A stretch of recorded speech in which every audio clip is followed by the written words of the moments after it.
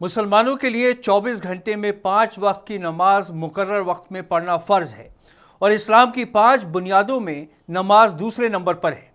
लेकिन हाल ही में कुछ मामले ऐसे देखने में आए जिनमें मुसलमानों के नमाज पढ़ने पर एतराज़ किया गया और उनके खिलाफ कानूनी कार्रवाई की गई। कानून में सार्वजनिक जगहों पर नमाज पढ़ने पर कोई पाबंदी नहीं है, लेकिन ये भी ज़रूरी है कि नमाजी दूसरे मज़हबों के लोगों के हुकूक का पूरा एहतराम करें।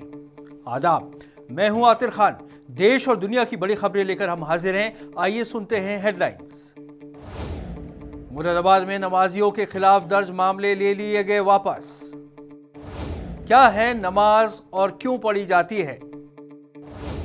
बेतुका है किसी मुसलमान को नमाज पढ़ने से रोकना। शरारती लोगों की हरकतों से ना हो मायूस। बिहार की दरगाह के निगहबान हैं हिंदू भक्त। यूं तो मुल्क में मुख्तलिफ समुदाय के दरमियान मजहबी मामलात पर टकराव देखने में आते ही रहते हैं, लेकिन कुछ दिनों पहले उत्तर प्रदेश पुलिस ने मुरादाबाद के दूलापुर गांव के एक घर में जमा नमाजियों पर दर्ज मामला वापस ले लिया है। उनके खिलाफ कुछ शरारती लोगों ने शिकायत कर दी थी, जिसके बाद उन पर मामला दर्ज कर लिया गया था।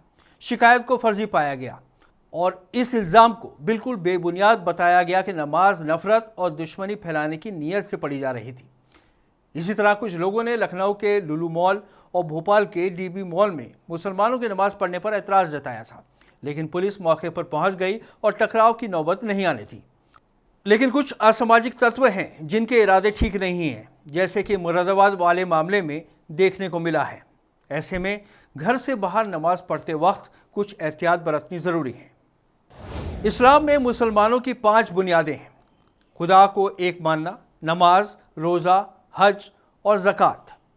नमाज पढ़ने से पहले वज़ू करना यानी अपने बदन को पाक और साफ़ रखना ज़रूरी होता है, क्योंकि ये तसव्वुर होता है कि नमाज पढ़ने वाला खुदा के सामने खड़ा है और नमाज पढ़ने के दौरान वो खुदा के करीब पहुंच जाता है।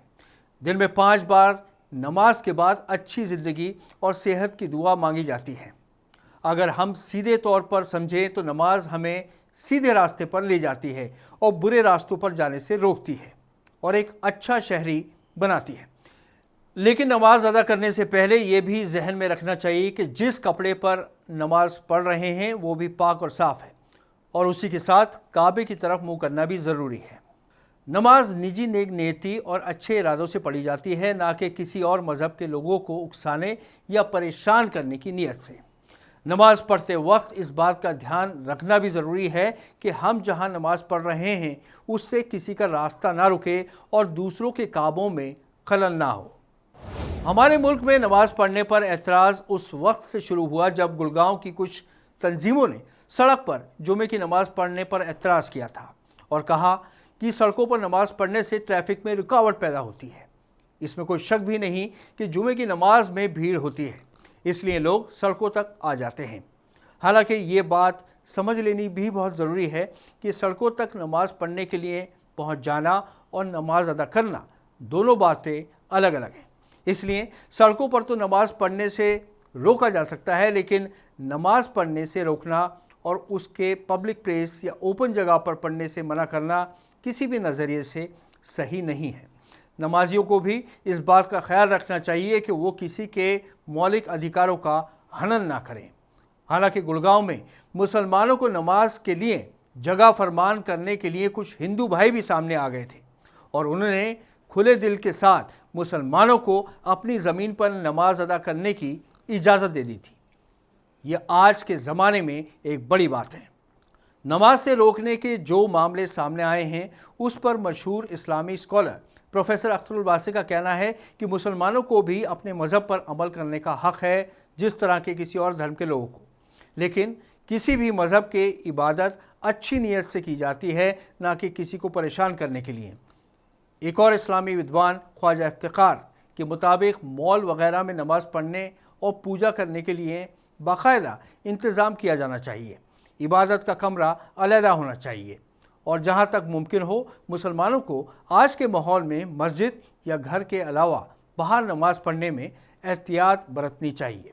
कानूनी एक्सपर्ट फिरदौस वानी का कहना है कि ऐसा कोई कानून नहीं है जो मुसलमानों को अवामी जगहों पर नमाज पढ़ने से रोकता हो। हिंदुस्तान तमाम धर्मों का गुलदस्ता है। यहाँ नमाज भी पढ़ी जाती है, लोग पूजा भी करते हैं, गुरुद्वारे में कीर्तन और गिरजाघरों में प्रेयर भी होती है।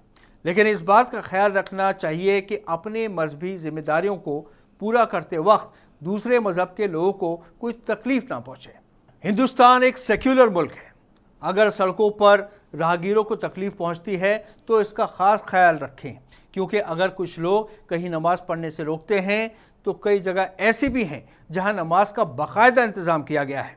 उत्तर प्रदेश में हापुड़ के बाबूगढ़ गांव में शिवा और मामा यादव ढाबे को ही ले लीजिए। वहां राहगीरों के लिए नमाज के लिए बाकायदा एक जगह मुकर्रर है। इसी तरह दिल्ली के अपोलो हॉस्पिटल में 5 वक्त की नमाज पढ़ने के लिए अलहदा जगह का इंतज़ाम है। चंद शरारती लोगों की शरारत से मायूस नहीं होना चाहिए। इस मुल्क के ज़्यादातर लोग सभी मजहबों का एहतराम करते हैं।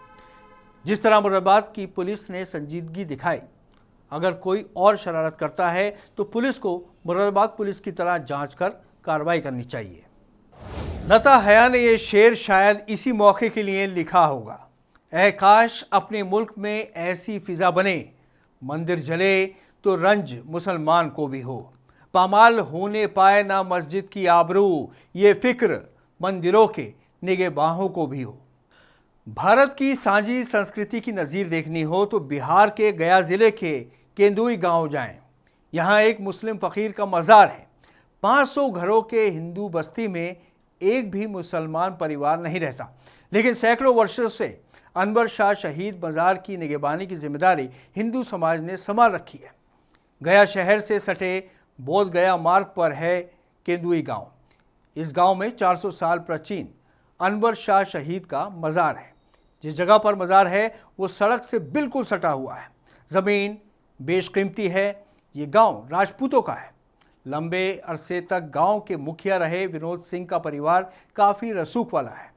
केंदुई विनोद सिंह के नाम से भी पहचाना जाता है। अब वो इस दुनिया में नहीं रहे। उनके नाम पर वेलफेयर सोसाइटी चलती है जो कि मज़ार की देखरेख करती है। नफरत के माहौल में भी यहाँ के लोगों ने भाईचारे का दामन नहीं छोड़ा है, कभी माहौल को बिगड़ने नहीं दिया। इसकी बेहतरीन मिसाल अनवर शाह की दरगाह है, जहाँ हिंदू परिवार चिराग रोशन कर रहा है। दाता अनवर शाह अपनी ज़िंदगी में सभी धर्मों का सम्मान करते थे। अनवर शाह मज़ार को लेकर हिंदुओं की आस्था ऐसी है कि उनकी मांगे मन्नतें यहाँ पूरी होती हैं। गया और आसपास के ज़िले से लोग मन्नत मांगने के लिए यहाँ आते हैं। केंदुई और आसपास के हज़ारों लोग होली दिवाली का शुभारंभ यहीं से करते हैं। दिवंगत मुखिया विनोद सिंह के बेटे और पूर्व वार्ड पार्षद संतोष सिंह कहते हैं कि वो हमेशा अपनी होली या दिवाली इसी जगह से शुरू करते हैं, फिर मंदिर जाते हैं। वो बताते हैं कि त्यौहार हो या शादी का मौका, पहली हाजिरी मज़ार पर होती है। इसके बाद वो मंदिरों में पूजा के लिए जाते हैं। होली के मौके पर होली का दहन मज़ार के सामने होता है और होली की सुबह पहले मज़ार पर हाजिरी दी जाती है। फिर वहीं से केंदुई वासी होली की आगाज़ करते हैं। संतोष सिंह के मुताबिक सुबह शाम मज़ार की सफाई और चिराग रोशन करने की जिम्मेदारी केंदुई के 500 हिंदू घरों पर है। ऐसी मान्यता है कि बाबा केंदुई के लोगों का हर कष्ट दूर करते हैं। संतोष सिंह कहते हैं कि दाता अनवर शाह शहीद इस क्षेत्र के एक प्रसिद्ध फ़कीर थे और उनके पूर्वजों के मन में उनके लिए बहुत सम्मान है। ये सम्मान एक पीढ़ी से दूसरी पीढ़ी तक पहुंच गया है। भविष्य में भी ये जारी रहेगा। बहुत खूब। इस हफ्ते इतना ही। अगले हफ्ते फिर हाजिर होंगे। आदाब।